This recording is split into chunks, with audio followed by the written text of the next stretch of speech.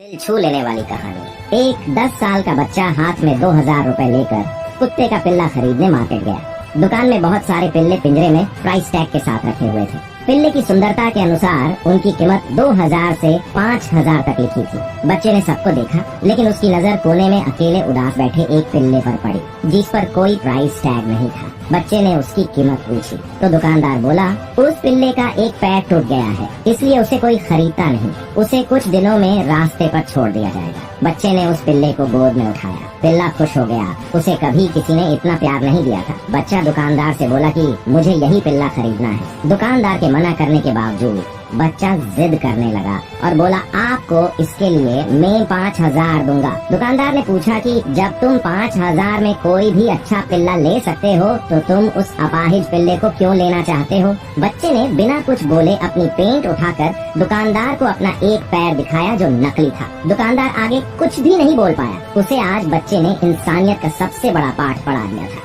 दोस्तों, हम किसी के दुख को समझने की कोशिश करते हैं लेकिन महसूस नहीं करते। जिस दिन हम उसे खुद महसूस कर पाएंगे उस दिन हम उनके लिए कुछ न कुछ करने के लिए मजबूर हो जाएंगे। एक बार खुद को उनकी जगह रख कर तो देखो। अगर आपको भी गुस्सा आता है और गुस्से में आप बहुत बोल देते हो तो ये कहानी आपके लिए ही है।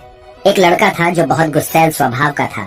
वो गुस्से में किसी को भी कुछ भी बोल देता था। एक दिन उसके पिता ने उसे कीलों का एक थैला दिया और कहा, बेटा, जब भी तुम्हें गुस्सा आए तो तुम एक एक करके इन कीलों को दीवार पर ठोक देना। पहले दिन ही लड़के ने 37 कीलें ठोक दी। जैसे जैसे उसने अपने गुस्से पर काबू पाना सीखा, प्रतिदिन कीलों की संख्या कम होती गई। उसे पता चला कि दीवार में कीलें ठोकने की तुलना में अपने गुस्से पर काबू पाना ज्यादा आसान है। अब उसके पिता ने कहा, अब जब तुमने अपने गुस्से पर काबू करना सीख लिया है तो अब तुम एक एक कील निकालना शुरू करो। लड़का हर दिन एक कील निकालने लगा। कुछ दिनों बाद लड़के ने सभी कीलों को निकाल दिया।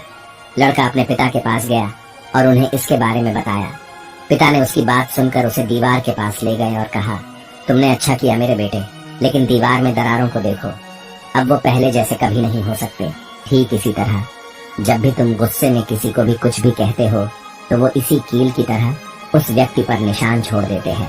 जैसे कोई इंसान दूसरे इंसान को चाकू मारता है और उसे निकालते हैं और उससे सॉरी बोलता है, लेकिन इससे कोई फर्क नहीं पड़ता कि आप कितनी बार सॉरी कहते हैं, क्योंकि घाव अभी भी वही है। मोरल, इनअप्रोप्रिएट वर्ड्स किसी भी फिजिकल डैमेज के मुकाबले में परमानेंट डैमेज कर सकता है। इसलिए अपने शब्दों को काइंड और स्वीट रखें। एक डॉक्टर और वकील दोनों एक ही लड़की को प्यार करते थे। डॉक्टर रोज एक लाल गुलाब लड़की को देता था, जबकि वकील रोज एक सेब लड़की को भेंट देता था। लड़की कंफ्यूज हो गई और वकील से पूछी, प्यार में तो लाल गुलाब का मतलब समझ में आता है, लेकिन प्यार से सेब का क्या कनेक्शन है? वकील ने जवाब दिया, क्योंकि प्रतिदिन खाया हुआ एक सेब सदा डॉक्टर से दूर रखता है।